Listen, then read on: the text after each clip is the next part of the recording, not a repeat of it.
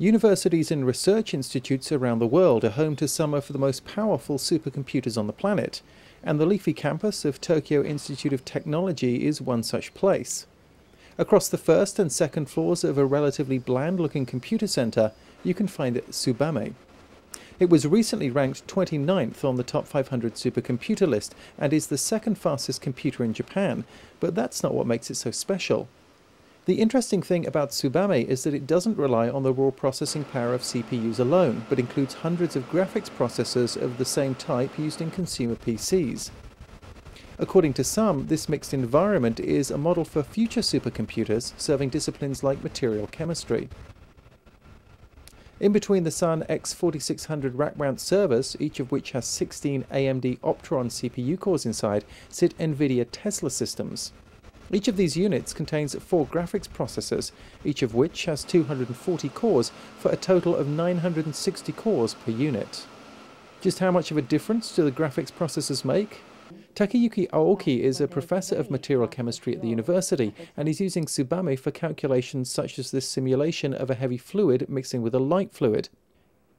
The CPU-based calculation on the left is hardly started, while the GPU-supported calculation on the right has the fluid completely mixed. He said some calculations that took 3 months on a CPU system can be finished in 10 hours on the latest version of Tsubame. That's because graphics processors are very good at quickly performing the same computation on large amounts of data, so they can make short work of some problems in areas such as molecular dynamics, physics simulations, and image processing. NVIDIA thinks graphics chips have a big future in supercomputing. With a few cores in the CPU and many cores inside the GPU, we're now able to tackle problems that are huge in complexity, sequential instruction complexity, as well as enormous in data parallelism complexity as well. The Tesla systems were added to Tsubame over the course of about a week while the computer was operating, and initial benchmarks gave it a speed of 77.8 teraflops. 今回は 77.48 テラフロップスということで、全国、一時3位になってたんですけど、再び2位に返り咲きました。で、これもうちょっと性能は出たんですが、ちょっと時間切れになってですね、本当は85ぐらい出たと思うんですけども。At 85 teraflops, it would have been the fastest machine in Japan.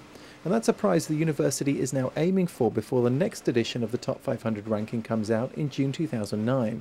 ツバメ 2.0 で、これ先ほど述べましたように今回が終わりではなくて、これはあくまでもビギニングの GPU アクセレレーションがメインストリームになるビギニングだというふうに。At the Tokyo Institute of Technology, this is Martin Williams, IDG News Service.